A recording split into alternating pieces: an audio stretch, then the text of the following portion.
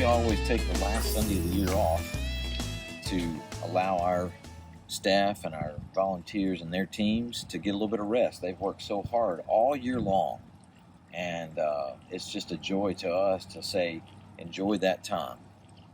While the weather is so different between the holidays here, I'm taking advantage of it, just doing a little bit of fishing. Thought I'd share my heart with you today on some thoughts that I've been milling over about this last year, on what we've covered and some things that we're going to be walking into this next year. Hope you're enjoying your time like I am. So we began the year with Genesis 1:1. You know, in the beginning, God created the heavens and the earth. And we had a blast continuing to walk into some things like dinosaurs and dragons. We talked about Noah and the flood, the Tower of Babel, Abraham, Isaac, Jacob. We actually ended the year on Joseph going from the pit to the prison to the palace. And we learned a lot this year. It was great. He ended up there actually at the age of 30, being second in command, if you remember. He was in charge of everything in Pharaoh's kingdom. We're continuing to walk through the 7 C's of biblical history, by the way. 7 words that begin with the letter C. That tell us what we need to know from the beginning. Might be getting a little bit of a bite there, actually. Yep, got a bite. Let's see if you'll take it. Yep, got a bite. There you go, we got something. Yeah, so that's a bass. There. Okay, I had something. That's a good sized bass.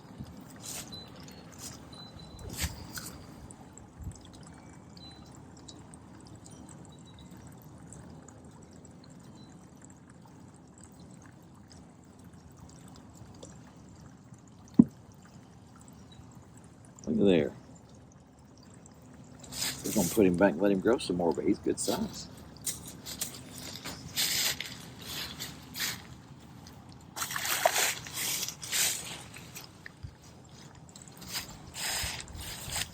So far, we've covered the first 4 C's of history, and that is creation, corruption, catastrophe, and confusion. We've been in the book of Genesis all year long. You remember, it's the story of beginnings. Beginnings of things like creation itself, creation of humanity, the beginning of sin, the beginning of God's covenant relationship with us as His people. And it sets the stage for the entire Bible itself by explaining origins and God's plan being unfolded. So we'll continue marching on towards the last 3 C's: Christ, the cross, and consummation, the end of time. This next year, in 2026, we're going to finally finish up Genesis. Woohoo! Because we've been in it for a long, long time.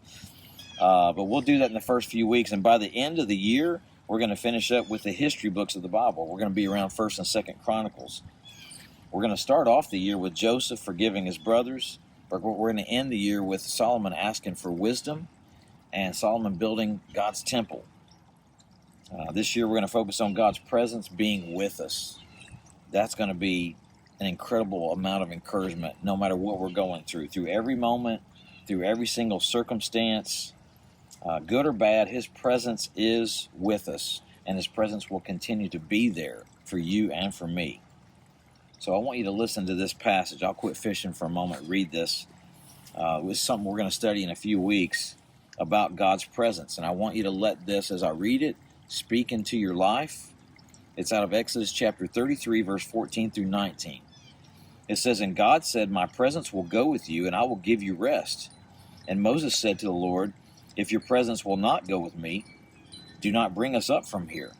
For how shall it be known that I have found favor in your sight, I and your people? Is it not in your going with us, so that we are distinct, I and your people, from every other people on the face of the earth? And the Lord said to Moses, This very thing you have spoken, I will do. For you have found favor in my sight, and I know you by name. Moses said, please show me your glory. And God said, I will make all my goodness pass before you and will proclaim before you my name, the Lord. And I will be gracious to whom I will be gracious, and I will show mercy on whom I will show mercy. Just read that passage to you from Exodus chapter 33. And I hope that's an encouragement to you. I hope it'll be an encouragement to you not only in a few weeks, but even today as you hear that.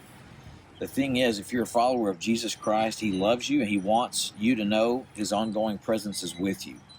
Not just when you're there with us together, but when you're all alone, when you're in the toughest of circumstances. Wherever you are, whatever you're experiencing, whether it's smooth, uneventful days or whether it's dark and grim outlook, you are not alone. He is there for you.